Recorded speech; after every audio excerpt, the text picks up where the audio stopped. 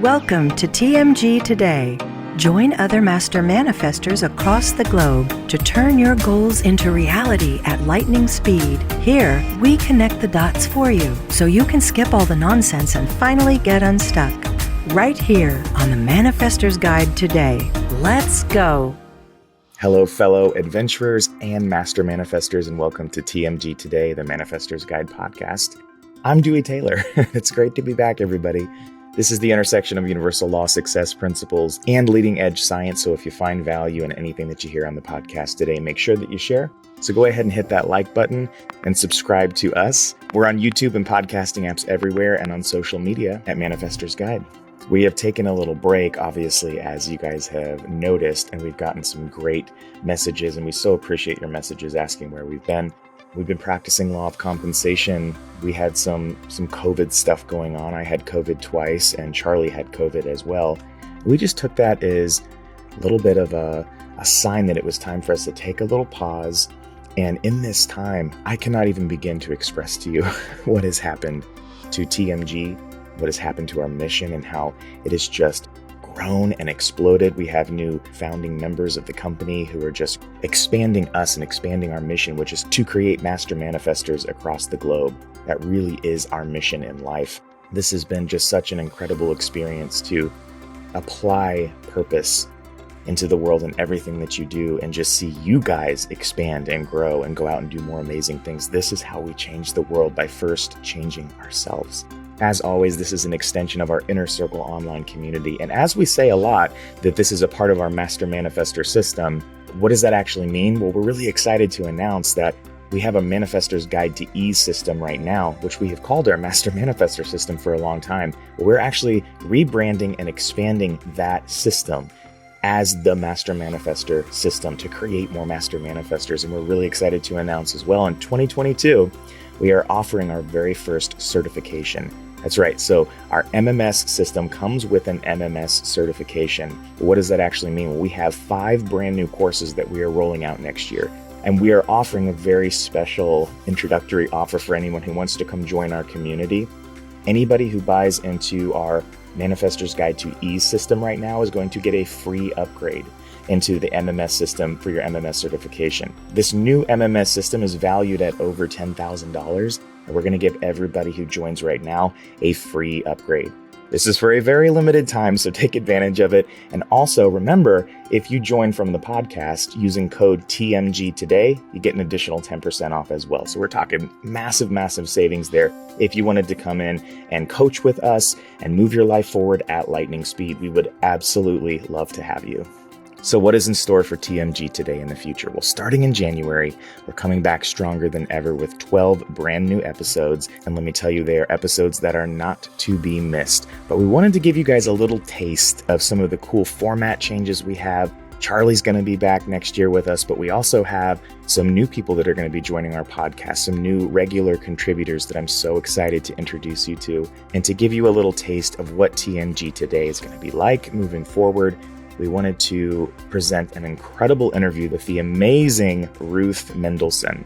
Now, if you're not familiar with Ruth, you're going to be a huge fan and fall in love with her by the end of this interview.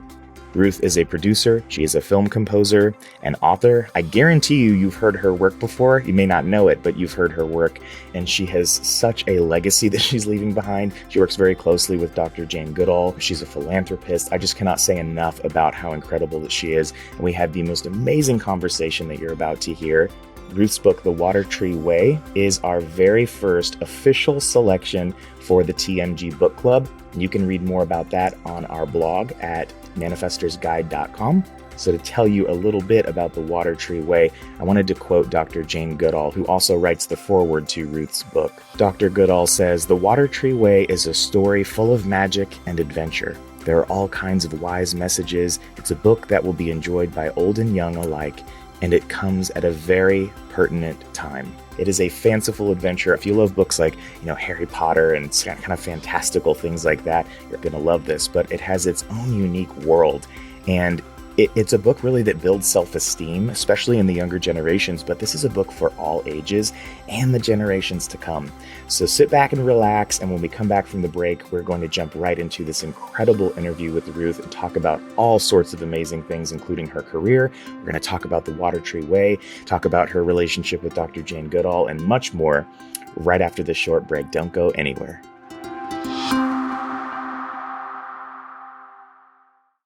TMG is partnered with Podbean to bring you new episodes each week. Are you finally ready to step into your own power and let your voice be heard? Well, then why not start your very own podcast? Remember, what you find ordinary, others will find extraordinary. It's never been easier to produce and distribute your podcast to every major podcasting app available. Podbean also makes monetizing your podcast foolproof, so you can add value to the world while you're making money. Thanks to our partnership, you can try your first month absolutely free. Visit podbean.com/TMG today. That's podbean.com/TMG today.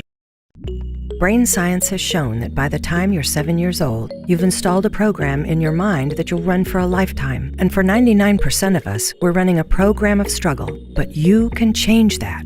At TMG, we've designed a system to install this new programming to get you exactly where you want to go. With the power of brain science and multisensory learning, you'll discover your path of least resistance as you manifest your goals into reality. And for a limited time, you can try the Manifestor's Guide to Ease system absolutely risk-free. This system comes with unlimited access to weekly coaching for accelerated results, as well as instant membership into the Manifestor's Inner Circle online community. If you're ready to finally get unstuck and create the ultimate life success you know you're capable of, visit ManifestorsGuide.com. Use coupon code TMG today for 10% off, and we'll send the Manifestor's Guide to Ease system to your email right now. That's ManifestorsGuide.com. All right, everybody, welcome back to the show. I am so excited. So our guest today is a New York Times Critics Pick and Emmy nominee, composer, producer, arranger who has been writing award-winning scores for documentaries, HBO, National Geographic, Discovery Channel, Disney, just to name a few. And that's just a few because there are a host of others. But she's been doing this for over 25 years. She is the first woman in history to teach in the film scoring department at Berklee, where she designs and teaches master classes in documentary and dramatic scoring. But on top of being a keynote speaker, music director, humanitarian, she's also an author with the release of her renowned fantasy novel, The Water Tree Way, which I'm currently reading and I love it. So this has quickly become a favorite for readers all around the world, including us over here. We're big fans. So please welcome to the show, Ruth Mendelson. Welcome, Ruth. Thank you so much. Wow, great intro. That's an amazing intro. An amazing career. Sometimes it can be quite a whirlwind to hear all that you've done. What a magnificent journey. I'm so excited to have you here today. Yes. Well, thank you. But, I mean, there's something that I've said before to people, which is that the credits serve the purpose of, they're a nice name plate to have in this world that is, because we're in a bizarre world, but it just gives credibility to love and compassion and service. That's why I list all these credits, Absolutely. Because, these are things that I've done them, but in truth humanly speaking, really, the credits, they don't mean very much. A trophy is just something that's going to collect dust in a closet, really. But what rings true is the work you do. Yes. What are you putting forth in the world and how are you doing it? That's the real triumph.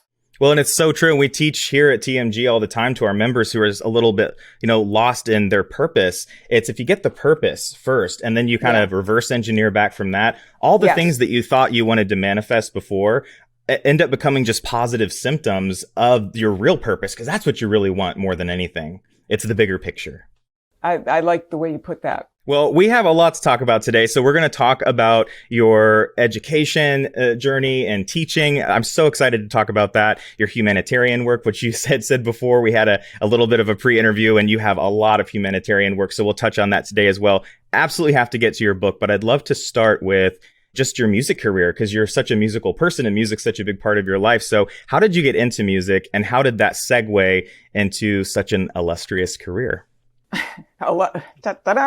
It started when I was 3 years old, actually, when I was at my neighbor's house and we snuck into his 7-year-old brother's room, which is a big deal when you're 3, So, and I saw a guitar on the top shelf of the closet, and I really remember it like it was just one of those, how we all have these moments that just kind of reverberate throughout time. Yes.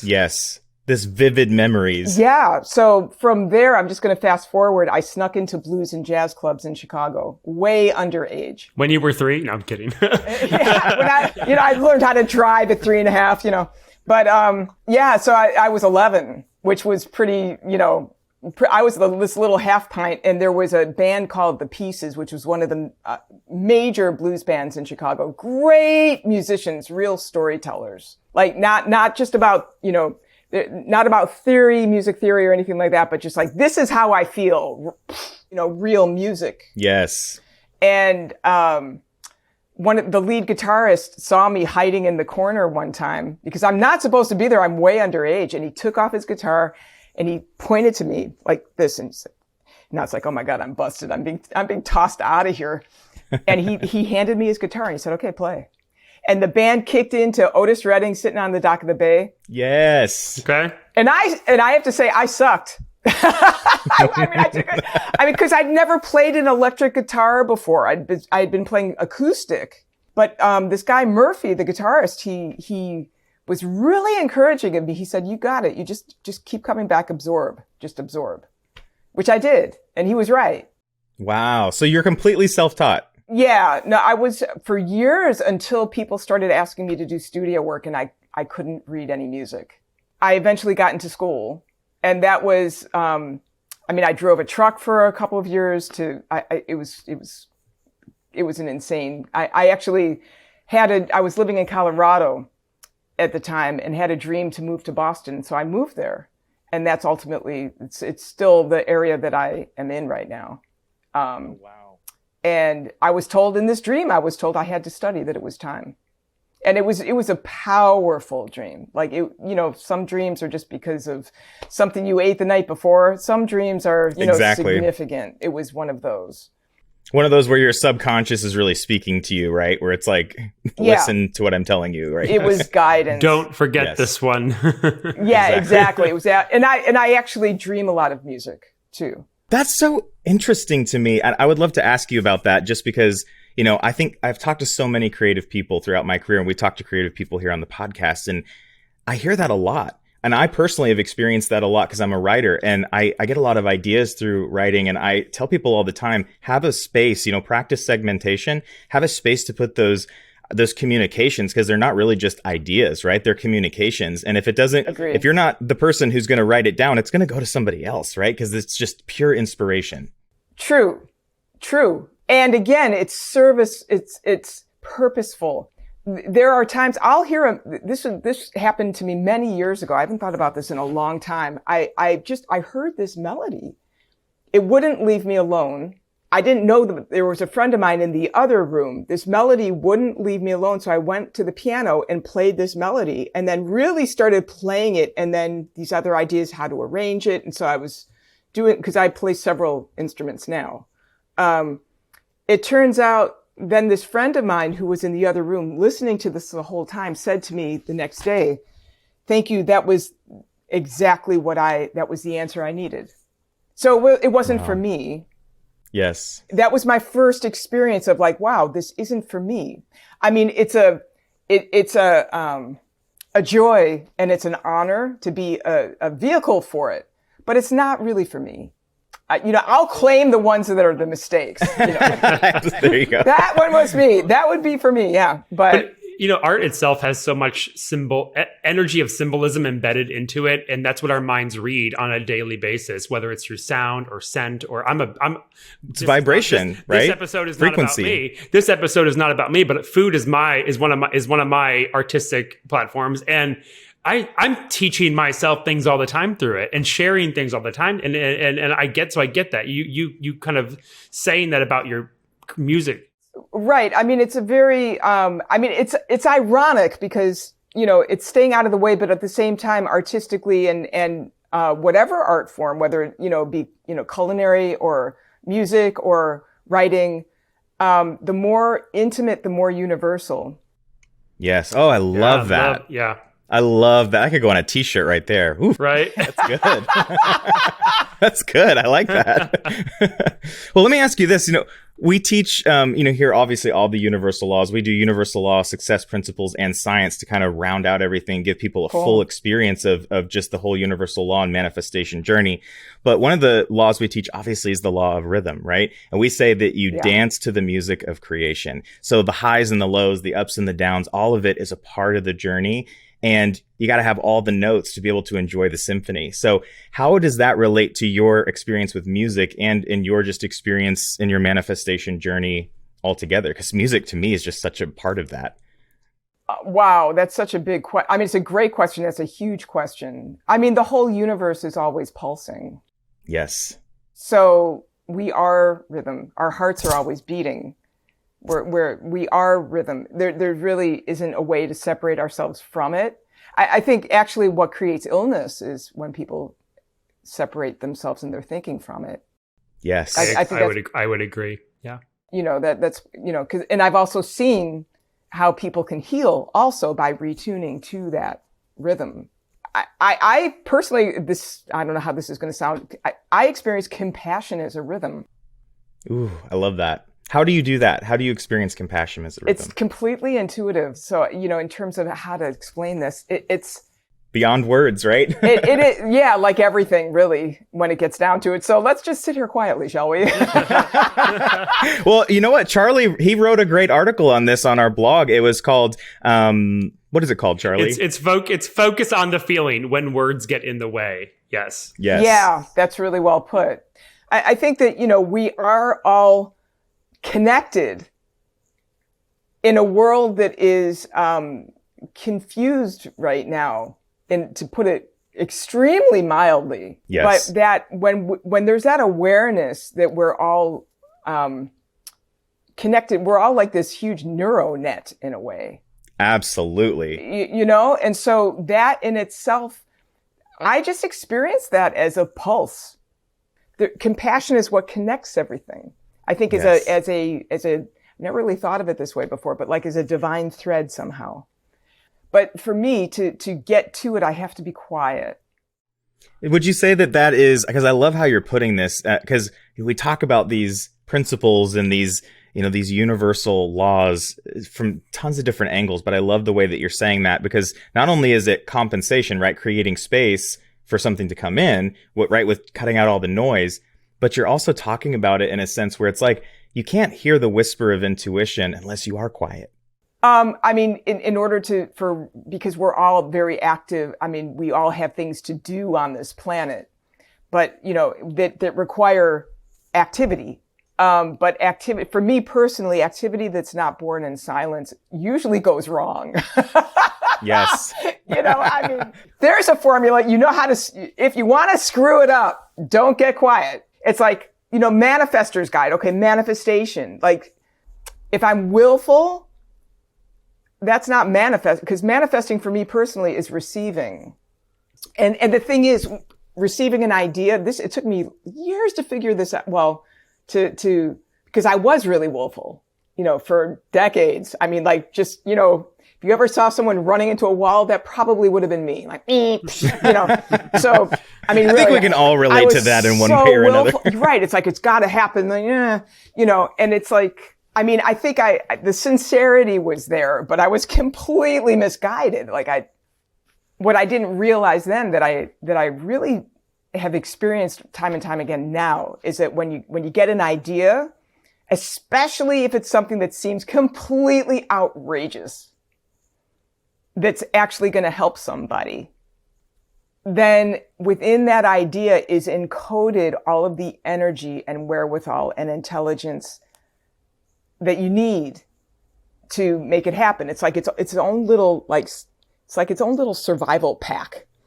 Yes, I love that. I love the visual here. Yeah, it's like this little, like the universe giving you a little survival, like little backpack that, so yes. You can unpack this idea, but you have all the provisions that you need. How does all that segue into your teaching career? How do you teach? That's right. I was just about to. Yeah. I had a student once, because I Yeah, I had a student once, she said to me, this isn't a classroom, this is a spaceship. That was like my favorite. I had no intention of teaching. The school called me. I said no. Wow. I said, hell no. No, because I didn't think I could. I didn't think I was qualified because I really did not have the academic background where I was trained out of the womb or anything like that. I learned music, academically speaking, very late. Now I'm grateful. At the time, I felt differently. I felt intimidated at the time. Now I'm super grateful because I had all those years of non-training where I was actually being trained into learning to trust myself. So then by the time I had academic tools, it's like I could apply it to that. Yes. As opposed to getting it screwed up and thinking the technique is the creativity, which it's not. Ooh, I love what you're saying right now. And our listeners, I'm telling you, all of our members and our listeners alike, we hear it all the time, Ruth, that people, that it's like they are being called to something greater. They are being called to something, but they don't. We hear it all the time, Charlie, right? It's, I'm not qualified, or maybe I need something else, or I need that degree, or there's some other step. The door's right there and it's open for them, but they just don't feel ready or worthy of it. I totally understand. Been there, done that, have the wardrobe on that one. And the thing is, there may be some qualifications possibly, but at the same time, like the only way you know how to swim is you have to get in the water.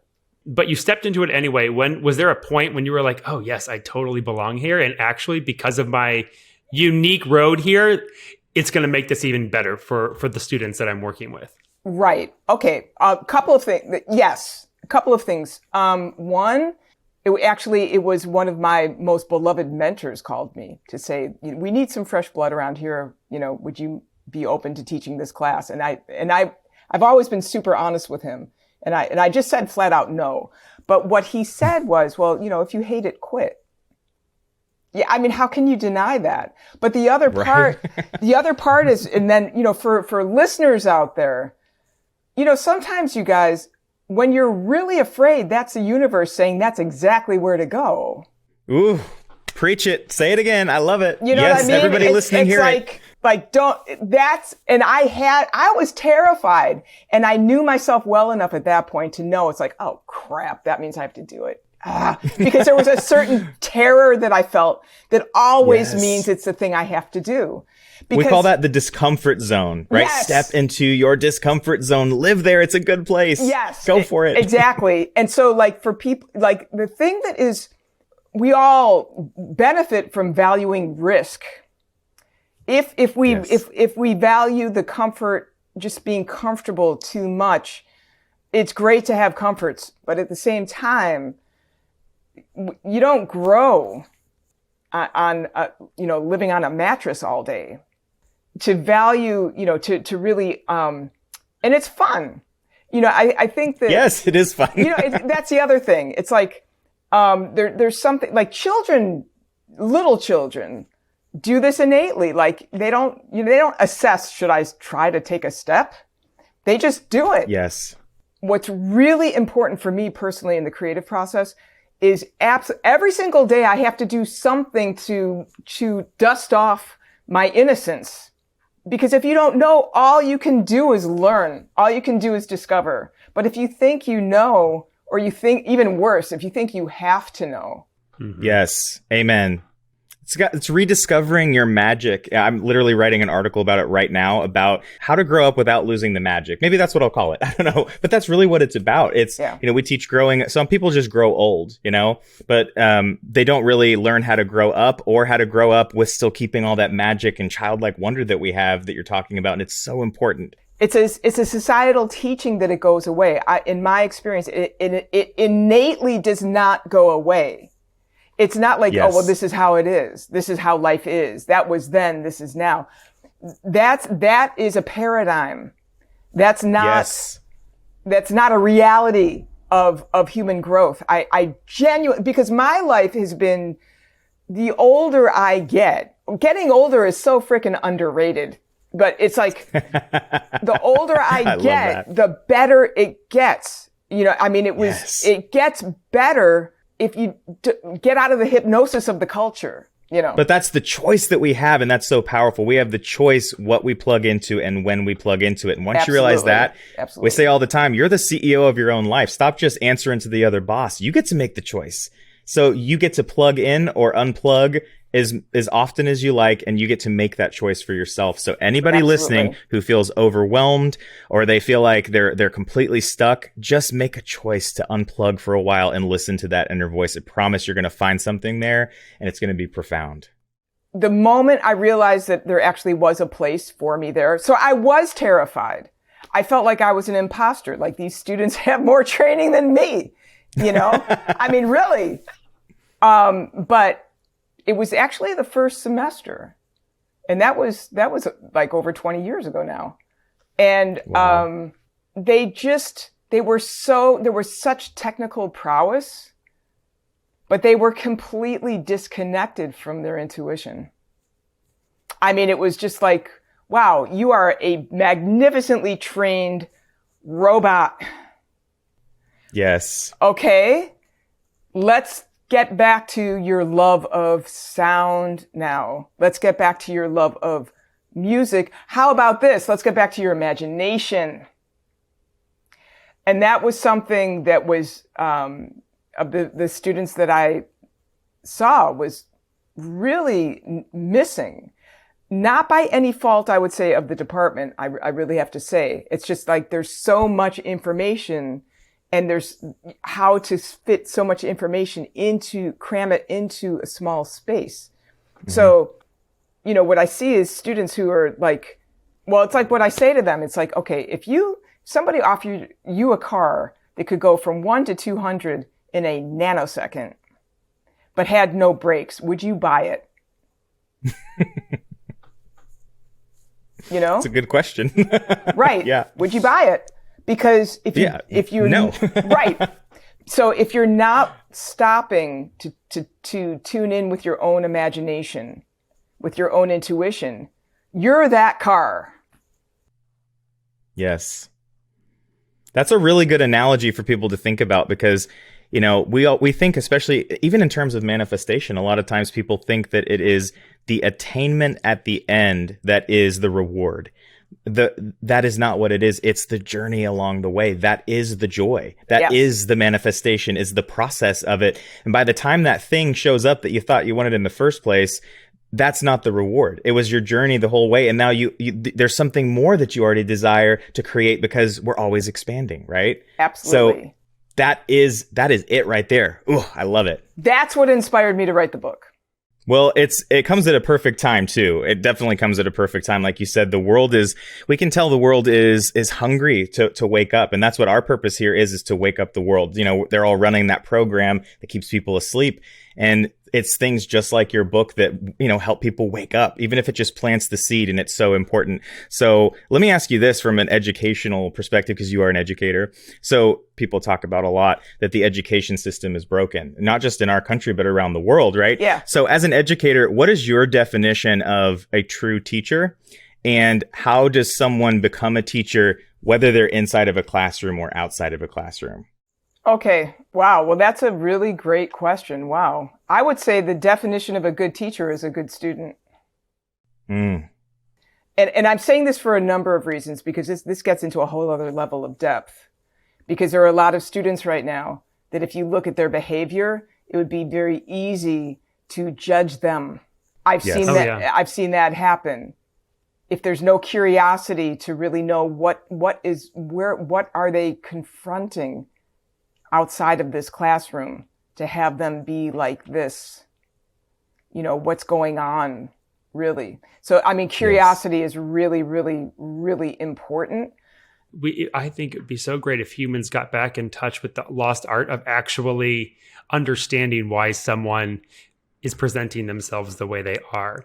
Whether if they disagree with you, or if they maybe are a student and they're resisting your teaching or your work, if they're if they're opposing you in some way, there's a reason that person is like that. And so often, like you just said, we can learn so much about what someone's been going through and perhaps let them teach us or teach them by just stopping for a second and understanding that we're, like you said earlier, we're all part of this neural net. Yeah, right. Right. Well, like yesterday I had a class and two of the students in the class spontaneously broke out in tears, which happens a lot. And if you really want to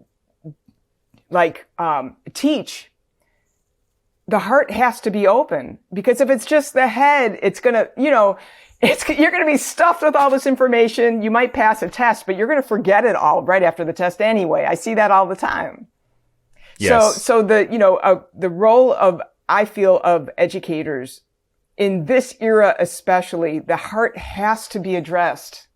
Like you said it earlier, it's a holistic approach, because we are not one thing, and we're not just, we're not a robot, Right. We are mind, body, and soul. Right. I think, for anybody who wants to be a teacher, we're all teachers, actually. We're all role models, whether we know it or not. There's always somebody watching us looking for some kind of example. So all of us are teachers, really. Like, for example, okay. One time, 2005, I'm going to have to really truncate this because this is so involved, but it would keep me up at night. What's going to happen to children in Iraq and also in the United States when this war breaks out? Got this idea. I'm going to travel across the United States. I'm going to interview children and youth, 3 to 19 years old, about life, love, forgiveness, anything they want to say to kids their age in Iraq. I'm going to edit this together, because I'm also a sound editor, so that, that's a no-brainer. So I'm going to edit this together in a spoken word CD. I'm going to include excerpts of music from field recordings where everybody is just going to come up with their own music. And I'm going to get it to Iraq. Okay, that was the idea. The world said that was impossible. I mean, impossible. Yes. I put out an email to some people saying, this is what I want to do. It went viral. And in 3 weeks, I was being invited all across the United States to do this. Everything was backwards, though. Wow. Everything was backwards. I'm not saying to do it this way to the listeners. This is my story. That doesn't mean I'm saying it should be your story. Okay. But these were your open doors. There's always a way. There's always a way the door opens, and it can be a million different ways. Right. But there is a way. There is a way. And so I didn't have any funding at the time for this project either. Like, this is something that requires funding. Didn't have any. Didn't matter. Hit the road. So from South Central LA to New York City and everywhere in between. So white kids, black kids, Native kids, Asian kids, who's really the fabric of who's inside this country, north, south, east, west. And had 72 gigs of extraordinary material. Like, amazing. There were times I felt like I was sitting across the table from like world leaders, and then we would stand up and these kids would come up to my knee. It's like, it was crazy. So I did all the editing. Let me just fast forward then. The CD was smuggled into Baghdad by a very brave school teacher who risked her life because she did not want her students to grow up hating anyone. Mm. It became this underground hit over there. Wow. That led to somehow all of those communications connecting medical facilities with no facilities really at the time in Baghdad to doctors in Cochin, India at Ames Hospital in Cochin, and babies that had no healthcare were being airlifted out of Baghdad to Cochin, India. Then it became a hit in Kenya, but I couldn't have imagined how the universe would supersize this. I think that the thing that's really important is once you get an idea, it is important to understand where's that coming out from? Is it coming from your ego? I mean, frankly, is it coming from your ego or is it coming from your spirit? Yes. If it's coming from your spirit, it may be a challenge, but it's the way to go. But if it's coming from the ego, think twice or 3 times or maybe 4, which means reflect. No, with these things, if Service and self-reflection are very, very, they're two sides of the same coin. If you don't know yourself, but you want to give, then you really need to know yourself first, because why do you want to do something? Oh, amen. Ooh, you know? So it's like self-reflection. Take the time. Like, who are you on the inside beyond the noise? And that's the intuitive part that it bypasses the program, right? Yeah. And that's where this whole, we call it open the giving cycle, right? You open this, it's a cycle of giving. It's a cycle of planting seeds and investments into the world that you desire to see and the energies you desire to see. And it just it's not exhausting at that point. It is an adventure. It is something that you want to keep doing. And even if there's, challenges, of course, that's part of the growth process, right? Sure. But it's Absolutely. Something we want to do. Is there love? I mean, really, is this done out of a thought, or is this done out of love? If it's done out of love, absolutely do it. So, because love also is nourishing, it will give you energy. You won't be tired. Yes. But if the real motivation is love itself has its own energy. It will fortify you. Yes. So. Like that. And I think that, I wish these kinds of things would be taught in schools, because these are principles I do believe how energy actually really works. Yes. This is as basic as, learning how to turn on a computer. Well, and what you're talking about, that's literally why TMG exists in the first place. That's why we're here as just an entity. Is we are here only because this was ready to come into the world. What you're talking about, you're not going to learn it in school. You're not going to learn it, and maybe through educators like yourself. You'll get lucky with somebody, but there is more to this, and it's a simple education, but at the same time, it's so important, so impactful. It changes people's lives for the rest of their lives once they actually get this stuff down. Agreed. Even smiling at somebody who clearly is just having a hard time can be life-changing for someone. Yes. There's a really cool story that I heard once that it goes like this. So there's this guy who is a beggar on a street. He's got nothing. Like, he's starving. He's got nothing. And he's begging for food on the street. People are just walking past him, just ignoring him. And some with real disdain. And so he says to the universe, he says, I'm going to just ask one more person for just a kind word or a kind glance, even if they don't have food. I just need some kindness right now. And then the way the story goes is, if that beggar were to meet you, how would the story end? I love that. And I relate to that very much so, because there have been times in my life where I was at the exact same place where I didn't really need attention, and I didn't need help, quote unquote. I didn't necessarily feel like a victim of anything, but I was just really asking for that too in my life. And I very much relate to that. And I remember even saying that out loud to it was a family member, and they were like, what's wrong? How can I help you? I said, I don't need help from anybody. It would just, I just would love some kindness, and so I'm going to give more kindness to the world, because that's what I would love to see more of right now, because you know what? That's just where I'm at. So I totally understand where you're coming from. And I think that's really important for every single person that's listening is, if you want to see something in the world, create more of it by giving that out. That is the giving cycle. It creates more of it. It's cyclical. Absolutely. I think it's one of the things that's dangerous, but that's very easy to do, is to wait for the outside situation to change. In order for, absolutely, it's like, it's all consciousness. Like, it's all of it. So if there's a situation that is not, that's not working, whatever that happens to be, it's one's own perspective. The root is changing one's own perspective. I'm not talking about condoning something that's not cool. I don't mean that. I'm not at all saying that. It's that we're all empowered. We all have much more power than we think. And I think that's one of the major things in terms of the hypnosis of the culture. This is something I just want to share real quickly. Because absolutely. This Well Wishes CD, this project that I directed, created, blah, blah, blah, right? It now is all over the world. It's doing incredible things. However, I never could have foreseen some of the things that it's doing now. It's humbling. However, when I was traveling around the country, interviewing these amazing, children and youth. Everyone, everywhere I went, which was a lot of places, everyone was saying, thank God somebody's doing something.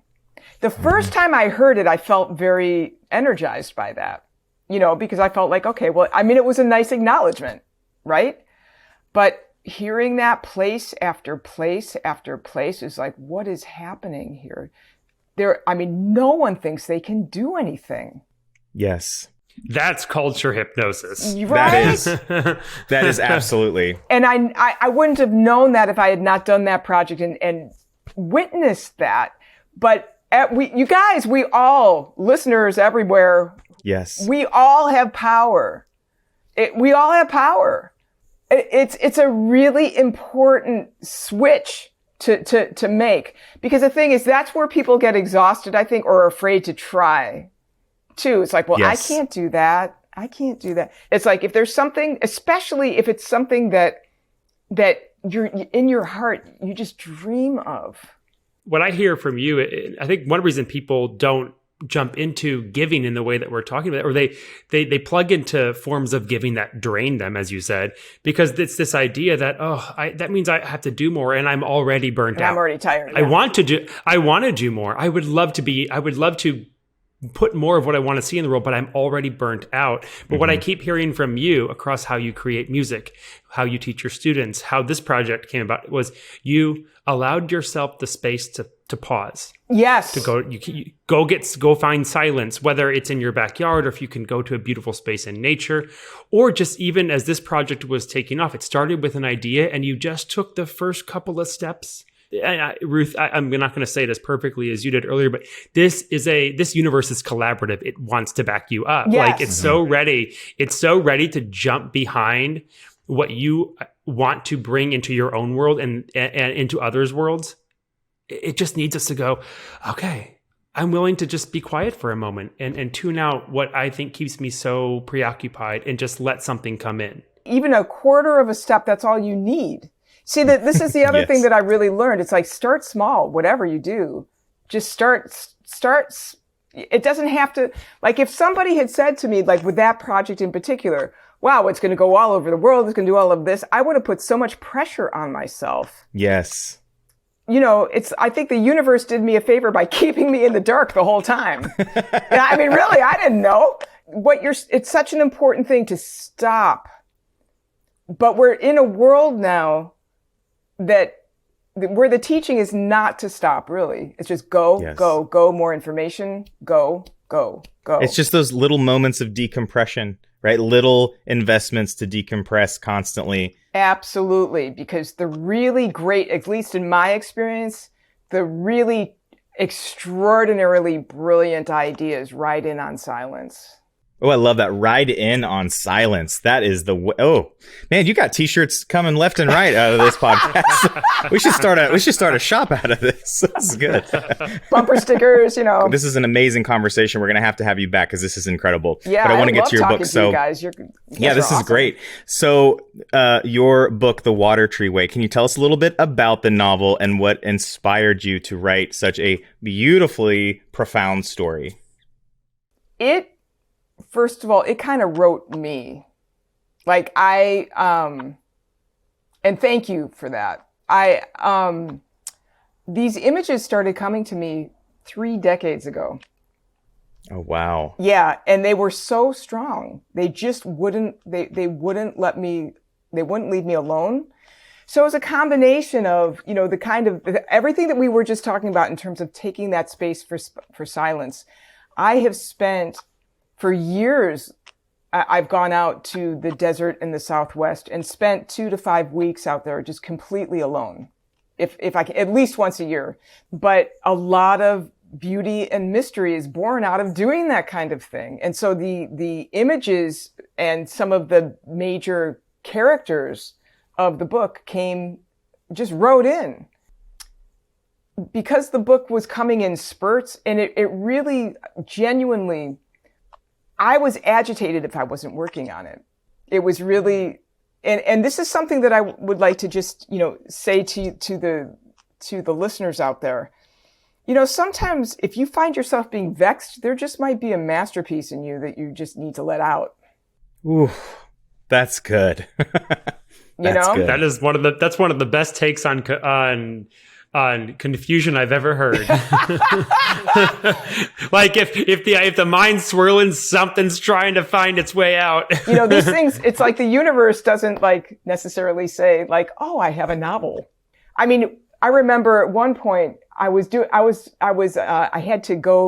being asked for jury duty. So I'm waiting all day. They didn't call me ultimately, and I'm just feverishly writing the book during that time. Like any spare moment I had was for that. So it was like being given puzzle pieces though, because I would be, here's one piece, here's another.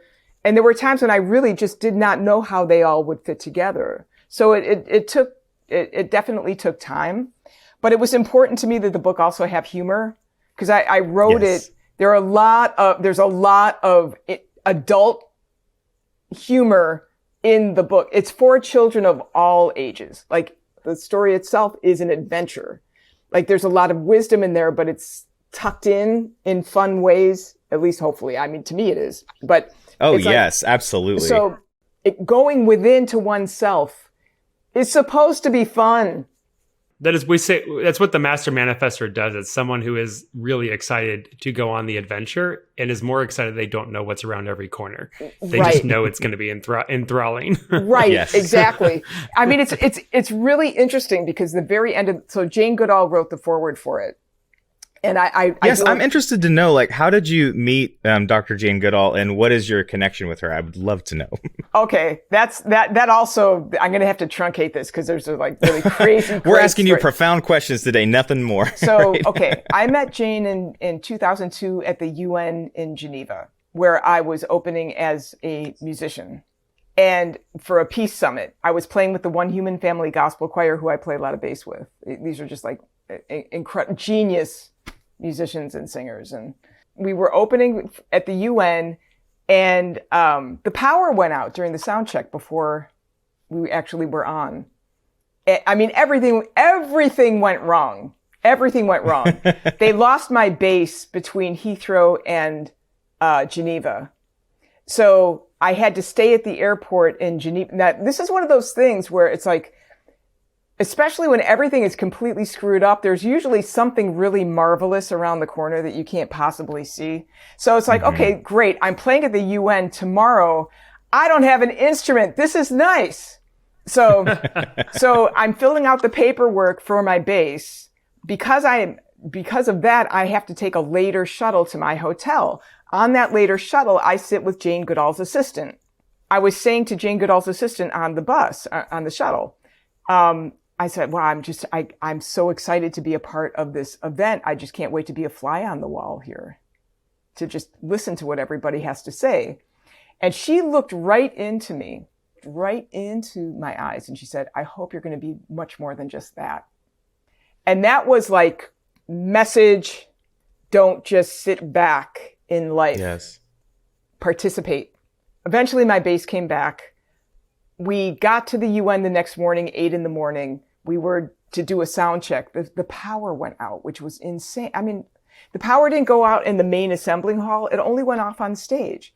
So we had like no sound check. There's a reason I'm going into this. So when we finally came on, it was just mayhem because everybody was tuning up, we didn't have any kind of a sound check. For those of you out there who are not musicians. Yes. It's kind of like being caught with your pants down if you don't have a sound check, because you just don't know what the balance is going to be like. No, it's like, it's wrong. Everybody's running around like crazy. We're on 1, 2, 3, boom, let's go. And I was just like, okay, this is so crazy. I'm just going to close my eyes and play. I'm not going to look. I'm just going to play. And so I'm playing and I'm thinking, wow, this is the most beautiful. I'm playing 5-string bass. It's just the most beautiful, warm tone. How do they get this tone in this hall? This is a huge hall. And I open my eyes. The bass is supposed to be facing out. It's facing me and it's in front of me. It's supposed to be behind me. So there I am in front of the world. There were 92 countries represented. So I'm playing bass, standing there, and I'm like kicking this bass amp while I'm playing to turn it around. Unknown to me, Jane Goodall says to her assistant, who I happened to be on the shuttle with the night before, "Who is that?" And that's when Estrella told her all about the conversation that we had had. The next day, I saw Jane alone walking down these steps at the UN. It was just one of those meant to be meetings. And I went up to her and I just thanked her for all the work that she's doing. And she said, "Oh no, Ruth, I know all about you. Estrella was telling me about your conversation. Would you hold my purse, dear? I'm about to go host a workshop." And literally we were arm in arm, like 30 seconds later. I'm holding her purse. So it was absolutely meant to be. It was, and so immediately connected. Like, she's just Dr. Jane. You know, she wasn't the icon that she's known for. She's just Dr. Jane. And so I attended part of this workshop, which was incredibly life-changing for me. And it was all about what can we do for the world's youth? She really she was just holding this space. Like, I learned a lot about management just from seeing how she held the space. Like, it was a fulfillment I didn't even know I had been seeking. So then I got back to the States, and a couple of weeks later, Jane called me, which I was shocked. And then and it was around that time I was actually working on the Well Wishes project, that humanitarian project. And so she really was an incredible mentor in terms of perseverance for me, because at the time that I was working on that project, there were very few human beings that were supportive of this. Wow. Because I know we could have you back, obviously, and talk about all of your composing work, because you have such an extensive, library of composition work that I would love to discuss. Because I'm a filmmaker too, just so you know, so I could pick your brain about that all day. Yeah, I have a movie coming out next year. So, but would love to pick your brain about that in another episode. But when I'm scoring a scene, the first thing I do is watch the scene at least 10 times without thinking music at all. Mm-hmm. It's the most ironic process, because I'm there to write the music, but the last thing I need to think about is the music. I need to let the film inform me of itself so that I have any clue. I need to be in relationship with it first before I start writing it at all. So, okay, now applying that to like a book idea, et cetera, it seems ironic because the whole thing is like, I got to do this. But in order to do this, it's also important not to do it. Yes, it seems so counterintuitive, but that is the creative process, right? Because if you don't know that, it can be really easy to get discouraged and just stop. I've seen this happen a lot. I see people give up on themselves just give up, but because they don't know this. Like, it's really important. Like, if you're feeling creatively stuck, just stop. Just stop. Some of the, just unplug from that, then take a walk, do something. Because a lot of, then, at least in my experience, in doing that, like I know when I'm working on a film, I get to a point where that dial goes over and it's just time to take a break. Yes. If I try to push past that, everything I write beyond that point is going to suck. Like you said, push past it. That's the forceful action part. If all of our listeners could just hear what Ruth is saying right now, that forceful action part of this really is when it's time to put the brake on, right? Yeah. When you're having to push or force, that is the cue. Yeah. When you're listening to your gut to take the foot off the gas, just let it be for a while. Right. Exactly. I think that if, when it comes to actually doing something, it's really important to, don't wait for it to feel easy at the beginning. Just start. Being uncomfortable is massively important, because if you're uncomfortable, guess what? It means you're growing. Okay. So every single person who is currently a member in our MMS system who keeps pushing back on that, I want you to listen to what Ruth just said, because being uncomfortable is important. It's one of our success principles, but also we hear it week after week where people are like, I know I'm supposed to be uncomfortable, but I'm really uncomfortable. We're like, well, correct. But, okay. That's what it is. That's what I think that there's some kind of that's what I mean about this being romanticized. there's an unspoken principle that would be really great if this were just universally understood on this planet at this time, which is that at any time you want to start a new venture, it will be uncomfortable. Mm-hmm. All right. When I first got out of school and I was going to start scoring films and I was freaked out. I mean, I didn't know anybody in the industry. I didn't have any of my own gear. I didn't have anything that you're supposed to have. But I loved I knew I loved it and I wanted to do it. That's what I had, was the love of it, really. Nothing in the material way at the beginning at all. And so, but actually it was my dad, who's in construction, who knows nothing about this. He gave me the best advice. 'Cause he said, if you're not getting rejected a lot, you're not getting out there enough. Ooh, yes. Amen. For sure. And that was a life changer for me. You know, when the rejection started coming, it gave me a way to frame it. It's like, this now is a trophy. It's showing me that I'm getting out there enough. Yes. Amen. And rejection is a part of the attraction process, because when you're attracting, you're attracting what you desire, but you're also repelling the things that aren't meant for you. That is what we call rejection, but it's part of the attraction process, right? And when you're married to the outcome, the rejection is often taken as proof that you're not worthy or can't have the outcome.